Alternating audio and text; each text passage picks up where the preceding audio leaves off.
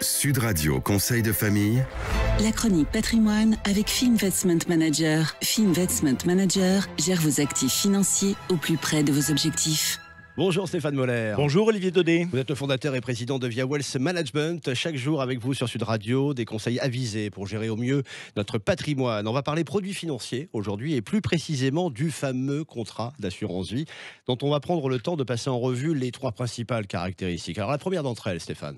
Oui, le contrat d'assurance vie est le seul contrat pour lequel le souscripteur, c'est-à-dire la personne qui verse les primes sur le contrat, est différent du bénéficiaire, c'est-à-dire le cas échéant, la personne qui en héritera.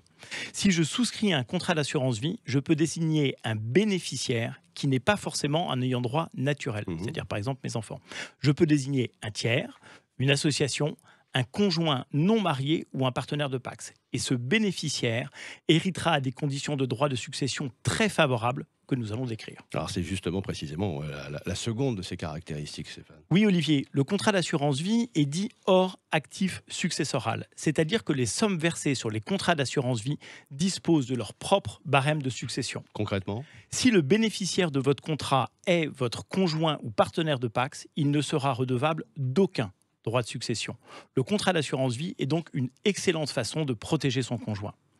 Pour les autres bénéficiaires, la fiscalité applicable aux bénéficiaires dépend de l'âge du souscripteur au moment du versement des primes sur le contrat d'assurance vie. Alors pour les sommes versées, par exemple, avant 70 ans. 0 frais de succession, jusqu'à 152 500 € par bénéficiaire.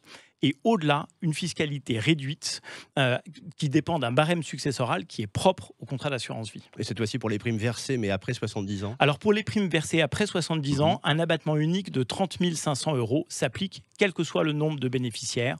Toutefois, les intérêts capitalisés sont exonérés. Pour conclure, troisième caractéristique du contrat d'assurance vie ? Oui, contrairement aux idées reçues, le contrat d'assurance vie reste complètement liquide, c'est-à-dire qu'on peut en retirer les sommes investies à tout moment.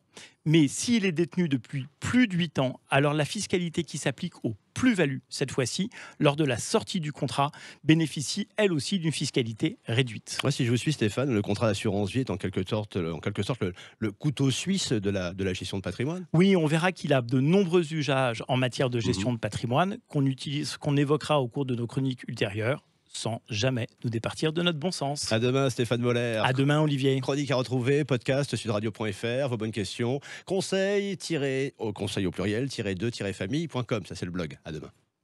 C'était Sud Radio Conseil de famille. La chronique patrimoine avec Finvestment Manager. Finvestment Manager gère vos actifs financiers au plus près de vos objectifs.